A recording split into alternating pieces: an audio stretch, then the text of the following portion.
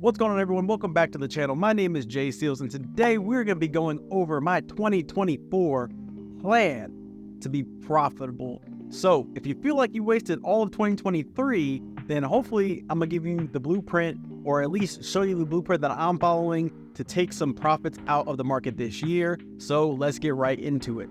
All right, before we get going, I love this quote: insanity, doing the same thing over and over again and expecting a different result. In 2023, I was insane. I kept doing the same thing over and over and over again, and I thought things would change, and they wouldn't. And now that it's the new year, it's a new year, new me, I decided that I was going to make the changes necessary to be profitable, and I'm going to show you what changes those are. All right, so the first step to my plan is focusing on the process over the profits. I know a lot of people hear process over profits, but I'm gonna tell y'all what that actually means to me and how I'm following my process and not worrying about the profits. So first, you have to have an edge in the market, aka you have to have a trading strategy. Something that you can repeat day in and day out, no matter what, right? You have to have rules in your trading strategy, and you have to be able to follow those rules. You know, you have to be able to come up with a pre-market plan before the market's open. That way you know what areas you're looking for. And then you need to be able to be flexible to what the market is giving you at the very present moment that you're watching, right? Not worrying about the past, not worrying about the future, but living in the present, right? So as far as your trading strategy goes, you need to figure out whether you want to be a breakout trader, support and resistance trader, supply and demand. I mean, there's so many different trading strategies you can have, but you need to find a trading strategy that you like and that you can stick to for at least 2 to 3 months, right? At least 2 to 3 months. That way you can know whether that strategy is going to work for you or not. Because just because you start a trading strategy doesn't mean that from day one it's going to work. You start taking losses, or maybe you start winning and then you take losses. Either way, losses are going to happen, and you can't just strategy hop. I've been trading supply and demand now for like a year and a half, and I haven't stopped trading the same strategy. So I know what my strategy is. I've added to the strategy, and I've taken some things that I tried to add and took them away, but my core strategy has always been supply and demand. Next, I have a minimum risk to reward of a 2 to 1, but a 3 to 1 is better. Think of it like gambling, right? If you're sitting at the casino table and you're risking $20 to play blackjack, if you win, then you make $20, and then you have this extra $20 token that you can put aside, and then you bet another $20. If you win, then you got another chip of $20, and you start to stack those chips. So if you start to lose, then you have more chips to be able to play again and again, and over time you'll be profitable as long as you're keeping your risk the same and your reward is staying the same or better.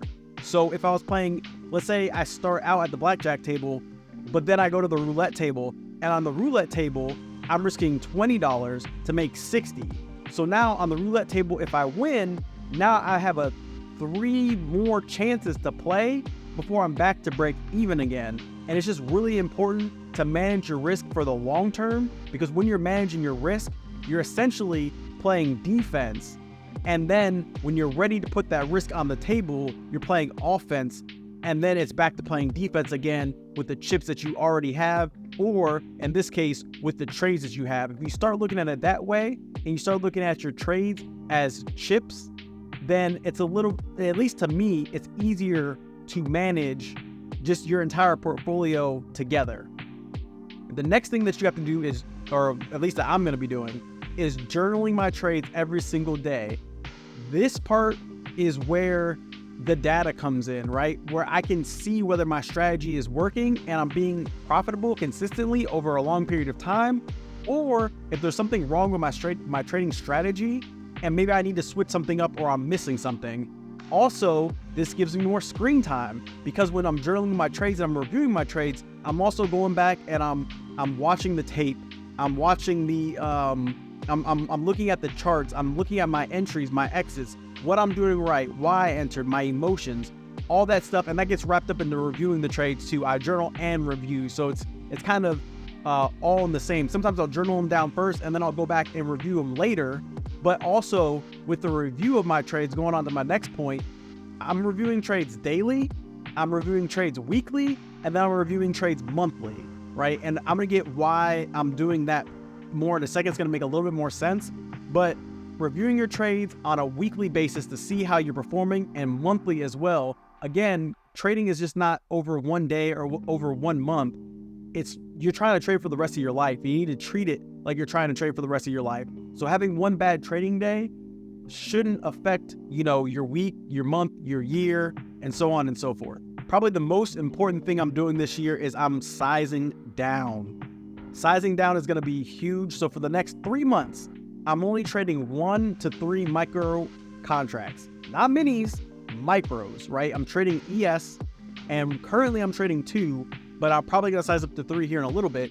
But I'm trading 1 to 3 micro E-mini contracts or micro ES contracts for the next 3 months. I'm not worried about the profits whatsoever. The profits don't matter. I'm going to gain consistency and confidence in my trades. Once I gain consistency and confidence, then all it is a scale-up process, right? So the next thing I'm doing is, if I'm consistent, then I'm going to up my size to 5 to 10 contracts for the next 2 months. So I'll spend a month probably on 5 contracts, then I'll spend another month probably on 8, and then I'll spend another month on 10, and so on and so forth. And how I'm tracking this is through journaling. So I want to look and see how I'm trading on 3 contracts. I'm trading well, I'm following my plans, I'm following my entries, my exits, and everything's good. Then I can graduate and size up to 5 contracts. And then same thing, after a month, I'll relook at it. If I'm trading good on 5, I'm not going on tilt, my emotions are good, I'm following my plan, I'm still trading exactly the same way, then I can go up to 8, and so on and so forth, until eventually I'm where I want to be, which is probably going to be about 2 minis. But who knows? Trading, you can get up to 10 contracts if you really wanted to, but at the end of the day, it's just showing consistent growth over time. And that's why journaling is so important, because I'll have the data to back up why I'm able to size up, and then I can see how my trading is affected on more size, because the more risk and the more money, my emotions are going to come into play, but I'm going to be able to check that through journaling. So like I've written down, trading is a game of leverage. If you can trade 3 micros consistently, taking the same trades, then there's no difference than taking the trade with 3 minis, as long as you're taking the same trade setups and you can handle the emotions and accept the risk. That's all this is. Once I realized that trading is literally just a leverage game, and if I can trade the same way on 3 micros than I can 3 minis, then there's no point not to size down. On top of this, if you haven't taken any profits out the market, or very little profits, or you've been scattered throughout all of 2023, then what's wrong with sizing down and trying to slowly take profits out of the market in 2024? Shout out to Hobbs, because he had a really great analogy about just this. Everybody wants to be the CEO of their business. Let's say McDonald's, for example, right? If you're at McDonald's, you get hired for McDonald's. You're not going to get hired as a manager when you're 16 years old and you have no experience. You're not going to get hired as the CEO of McDonald's when you have 0 experience working for McDonald's. You're going to get hired as the guy flipping burgers, or maybe the guy in the cash register, or gal on the cash register, right? You're not going to be the manager. It's the same thing in trading. When we get into trading, we feel like we need to be the head guy in charge, and I need to go straight to minis right away before you even earned the right to trade minis, because you can't even make $100 a day consistently, or at the very least limit your losses consistently, and then you end up blowing up your account.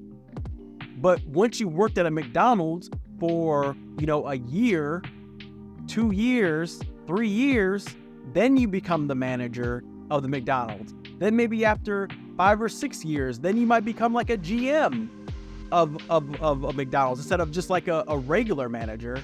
And then, maybe after 20, 30, 40 years, whatever, you might become the CEO, right? And I'm not saying it's going to take that long in trading, but I'm saying is that there's a path to this, right? you don't just start out at the top. You got to start at the bottom and work your way up. There's probably like 0.0 times like infinity 1% of people who end up just getting into the game and they're profitable right off the bat and they're in minis and they're killing it. But most people don't start out with minis and or just large size in general, right? Whatever the large size is for you, but just large size in general. And on social media, we see so much wealth and, we see traders hitting $4,000, $5,000, $6,000 days. And you say, why can't that be me? I want it to be me. And I want it to be me too. But you also have to earn your stripes and focus on the journey along the way. Because at one point in time, they were where you're at and they're either A, struggling, or B, they're pulling minimal profits out of the market, but they're still pulling profits out of the market, no matter how small it is. And they work their way up to where they're at today. And some of them talk about it, some of them don't. But if you're struggling if you struggled in 2023 and you're struggling in 2024, this is what I suggest you do. I highly suggest that you take your profits and you throw them to the side and you focus on the process and you size down and you find consistency on small size and then you size up. And I promise you that you will not waste your 2024 just blowing accounts, booming some days, busting other days. You'll get your emotions in check and you will finally see the consistency and profitability that you've been looking for.